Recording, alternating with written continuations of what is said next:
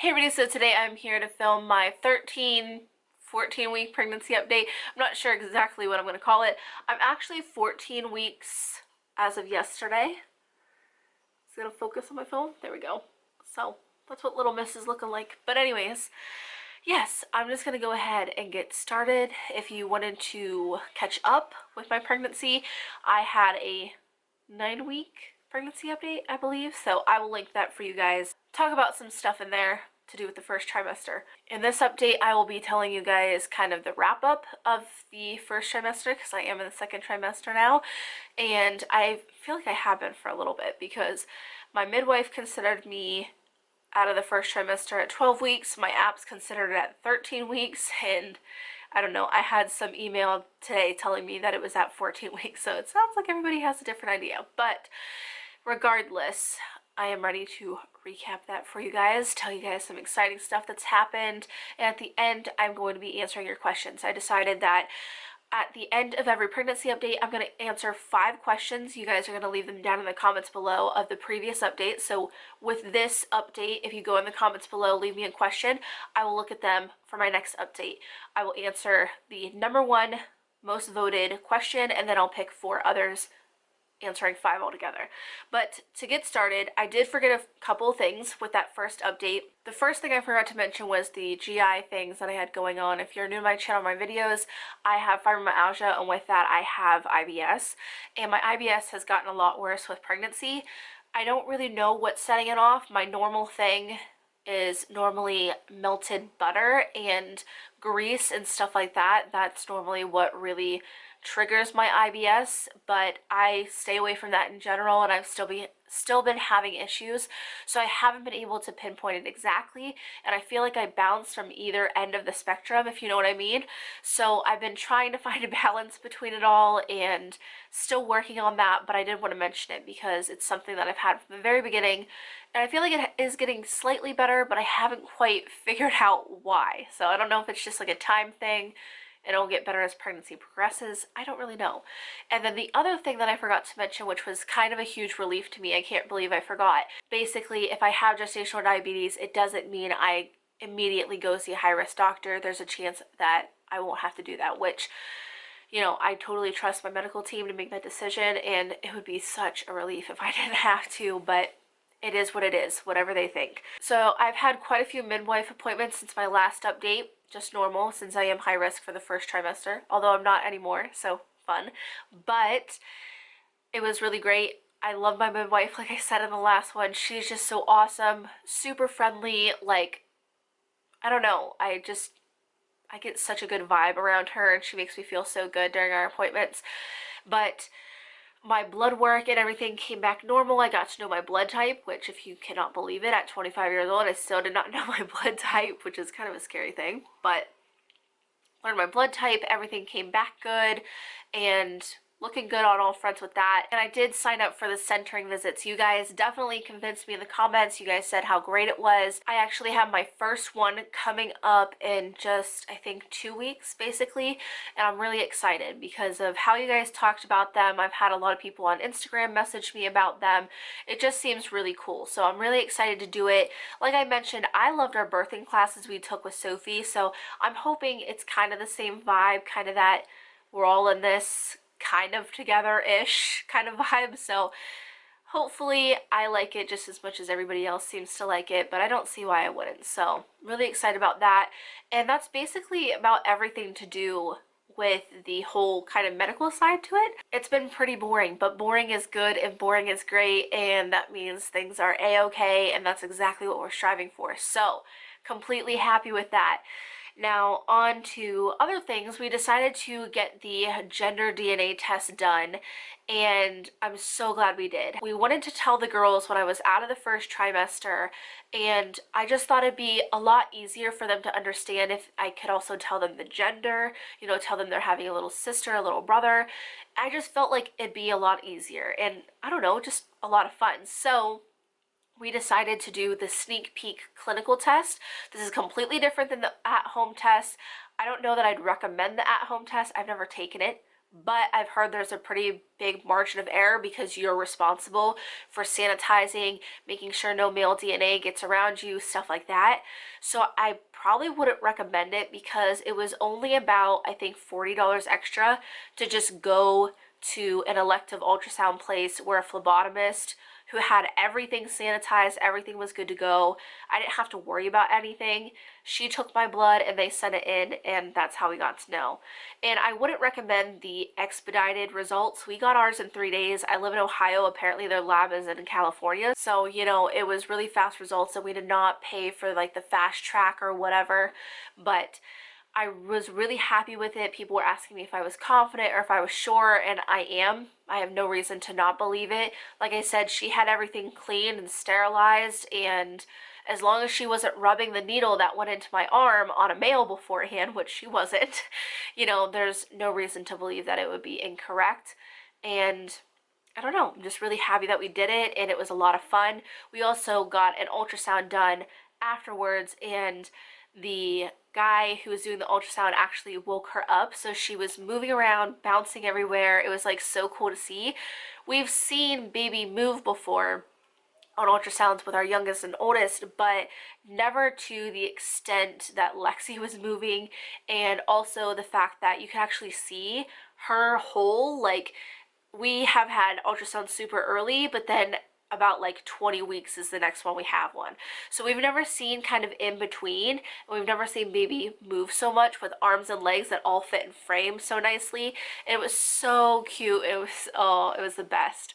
I'm really happy we did it. It was so worth the money. So if you totally missed everything that I was saying, the baby is a girl, and her name is going to be Lexi Dean.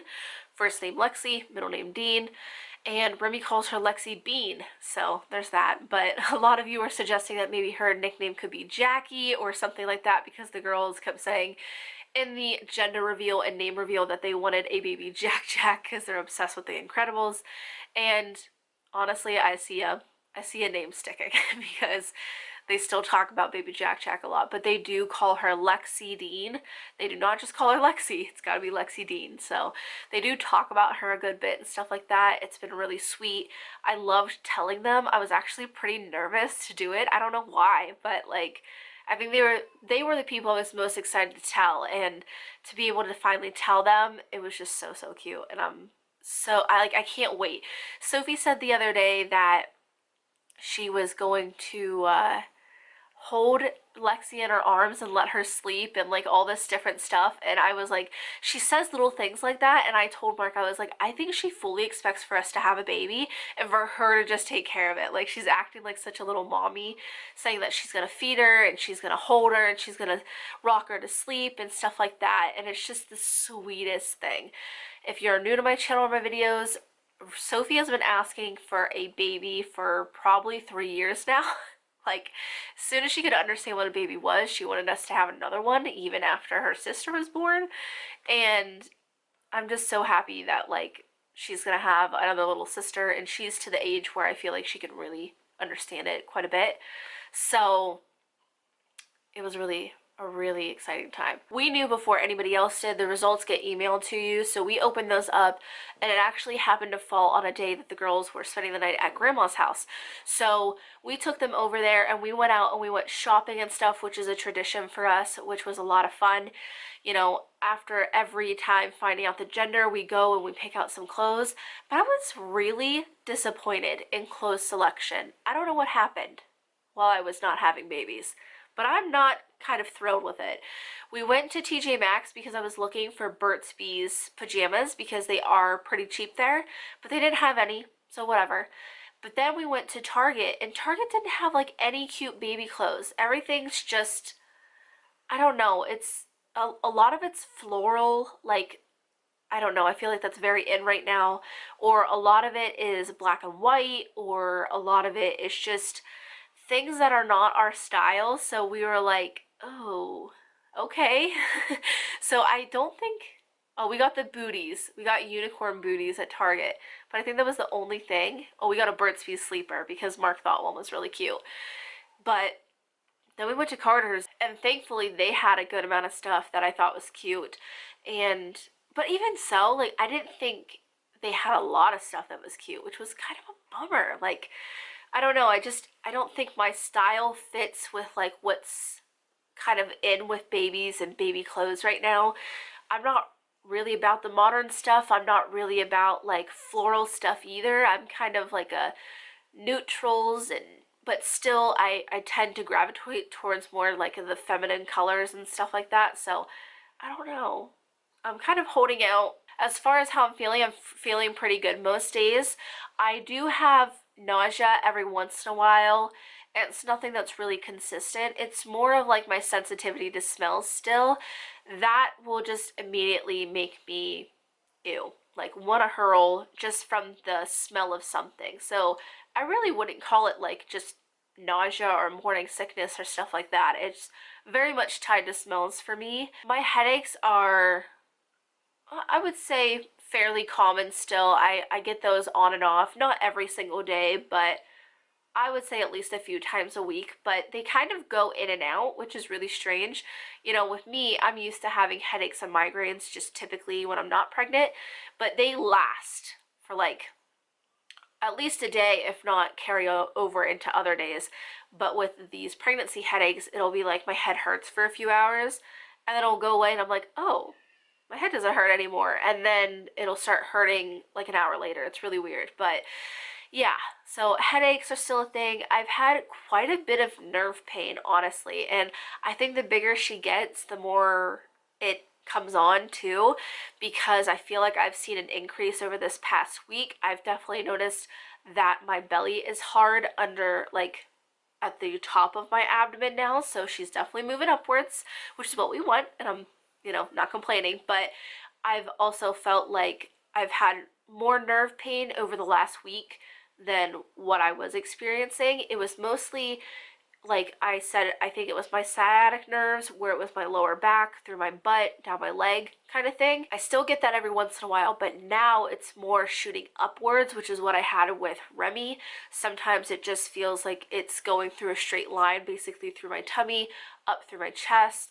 That's the thing with nerve pain, is I don't take anything for it because I don't know that anything would make it feel better. So I just try not to make any sudden movements and, you know, try to wait out the pain if I have it. But at night is when sometimes it can be bad. I did mention in the last update that my boobs hurt a good bit, and I feel like they hurt on and off, but it's less about my actual boobs at this point and more just about my nipples. They hurt all the time, especially if you rub on them or like just touch them for whatever reason. Like when the girls come give me hugs, sometimes they brush them and I'm like, oh, it hurts. But I forgot to mention that I went up an entire cup size in the first trimester. Like, thank goodness I'm still wearing Bravado bras. If you guys have ever questioned if I actually like the products I review, you shouldn't, because I've literally worn Bravado bras since they sent them to me while I was breastfeeding with Remy, and I love them. They are what I have continued to wear because I can't go back to an underwire after wearing their bras. But thank goodness, because they fit me before pregnancy, they fit me right now. I still have room to grow in them, and that's why I love them. But yeah, my boobs still kind of hurt. And like one day it was like they were like, I was not even moving. I was like sitting like this on the couch and I could just feel them hurting. It's like, this is crazy. I guess the only things I would say that I'm struggling with is just sleep. I get up to pee at least 3 or 4 times a night, and like I said, sometimes sleeping can be difficult because of the nerve pain. So I've been trying to do my best. I've also been trying to get myself back on a good sleeping schedule. I got way out of whack for whatever reason, and sleep is really important for my fibromyalgia, to make sure my pain is not out of control. It also just helps, but some nights it is kind of difficult because I feel like I can't get like a good solid rest. But the thing about it is that during the day I feel like I could sleep at any time, because that's something that has not let up, is the fatigue. By mid-afternoon I am ready to like pass out, especially if we've had an extra busy morning. So tired, like can't keep my eyes open, tired. And I don't feel like that's something that's going to get better, just because I feel like we are just always doing something. But those things have made me pretty unmotivated when it comes to doing YouTube or being on Instagram and stuff. I don't know. It's not that I don't like doing it, because obviously here I am. I do like being a content creator. I love doing this, but at the same time, I've just been tired. Some days I don't feel great. You know, I still have 2 kids that I take care of. Some days they have rough days. You know, we've been busy quite a bit with preschool stuff, and there's just a whole lot of different things where I'm just like, I don't feel like putting makeup on. I don't want to look put together. I just want to like lay on the couch and just sleep. So I'm sure you guys can understand. But that's pretty much the gist of what's going on. And like I said in my last update, I'm not complaining. I'm just being factual and honest about what's going on with me. I don't need anybody to feel bad for me. Don't tell me to feel better. I'm completely all right. Like, she can do whatever she needs to. I can have migraines and be thrown up every day. I don't care, as long as she's growing and she's healthy. I don't care what she has to do to my body or how I have to feel. I really don't care about that. But I still want to be honest with you guys, because pregnancy is not just like this walk in the park, beautiful at all times. I'm not going to sit here and tell you that I'm never constipated because of pregnancy. It happens. It happens. And you're going to have stuff that surprises you. Even if you've been pregnant and you've had tons of kids, it doesn't matter. It's kind of a running joke with Mark and I that when I tell him, he'll ask me how I'm feeling, and I'll tell him, like, maybe if I have a headache or something, I'll be like, oh, this headache won't go away. And he's like, oh, okay, I hope you don't feel better. I'm like, thank you. Like, I appreciate that, because I'm completely okay with feeling like crap, but I'm not going to lie about it either. So I'm going to answer your questions now. The #1 most voted question on the community tab in YouTube, which that's where I did it this time, but from here on out, it'll be in the comment section of the update before. The most liked question was, what are you most excited to purchase or try with baby #3? I would say it's kind of a tie. I would say for both professionally and personally, I would say breast pumps, because I know that you guys get just as excited as I do when I get to try a new pump. I will be exclusively pumping. So I'm really excited because there are a lot of new pumps out on the market. I can't wait to try them. But also for myself, I'm also really excited to buy the Juvie glass bottles that I want. It's just a personal decision that I've made to switch over to glass bottles. You guys know, if you've been around for a while, I've been trying to move the whole household away from plastic, and it just felt kind of like a natural progression. I will say I have plastic bottles saved from our other girls just in case she doesn't like the bottle, because both my other girls did have a preference and they did need to eat out of certain bottles for medical reasons. So because of that, I've kept other bottles around, and if she needs to drink out of a plastic bottle to eat, then obviously that's what we'll do. But I have my eye on the Juvie diamond glass bottles and the nude nipples, and I'm so excited to get those because Juvie stuff is just exceptional quality, and I really love the glass bottles that they already had, so these just seem like a better version. Question #2 is, did you or Mark make any food or lifestyle changes to help you in your TTC journey? Now, see, I had some people also ask if we did anything different this time, and I guess the most basic answer would be no. I did start dieting. I did lose weight before I got pregnant. I don't think that had anything to do with it, because I had only been doing it for 2 weeks by the time I got pregnant. If we're talking like on a big picture kind of thing, I didn't like eat like trash before and then go completely like raw food. You know what I'm saying? So I just don't think that made a whole lot of difference, honestly. And other than that, nothing changed. And honestly, I knew that's how this would happen. I told Mark months before we got pregnant that I truly believed that it wasn't anything that we were going to do. It was just going to be by chance things happened to work out. And that's exactly what I believe. People who are trying and people who maybe want more answers or see if there's things that they could try, I know that that's not like the most encouraging response, but I will say, don't give up hope that there's not just one day it's going to be your turn for no good reason. Because honestly, like I said, we took a break. We did things pretty much the opposite of how we had been doing them and stuff. People wanted to say that it was because we weren't trying, but that had nothing to do with it, because pregnancy does come pretty easily to us. It's keeping pregnancies that hadn't. So that had nothing to do with it. But I was not on progesterone, I was not on blood thinners, I did not get a cervical stitch, nothing like that. If you guys were around for that journey, you know that I was tested for so many different things. All of them came back that I am completely normal, and we had no answers. My recurrent pregnancy loss was determined as unexplained. So we had no answers. There was nothing left to do other than just keep chancing it. And this time it worked out. So I know that's not super encouraging, but it is the truth. And the next question is, has this pregnancy been harder than the others? I would say emotionally.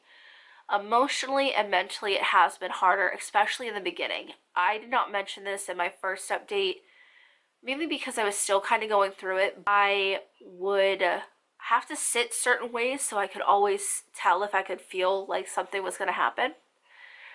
And I think that was because November I had a miscarriage that was pretty hard on me physically, and I had all but, like, it had just been like a month when we found out we were pregnant again.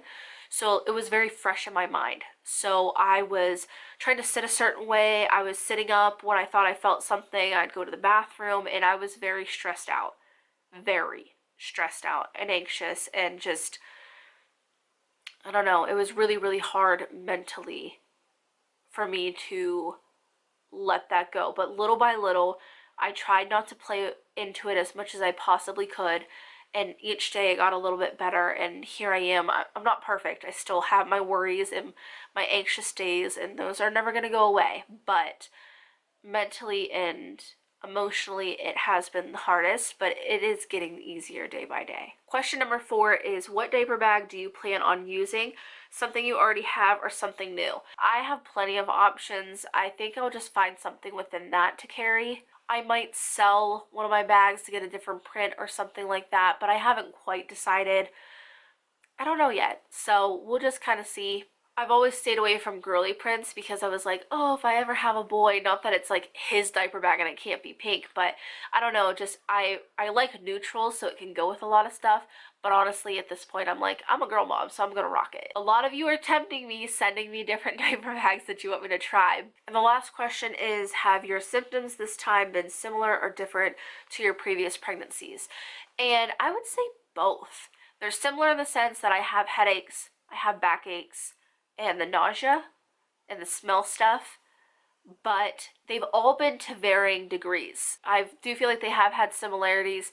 I had symptoms with Remy I didn't have with Sophie. I've had symptoms I've had with Lexi I didn't have with Remy, and just all that kind of stuff. So it's been interesting, but there's been some common denominators, I guess I would say. But that is everything for my 13-14 week update, and that is it for the first trimester, folks. So I hope you're as excited as I am. Let me know down in the comments below what other kind of videos you would like to see, whether they're pregnancy related or not. But if you guys have any ideas what you want to see from me, I think I will be doing a baby haul pretty soon. We collected stuff over the year that we were trying to conceive and got pregnant quite a few times.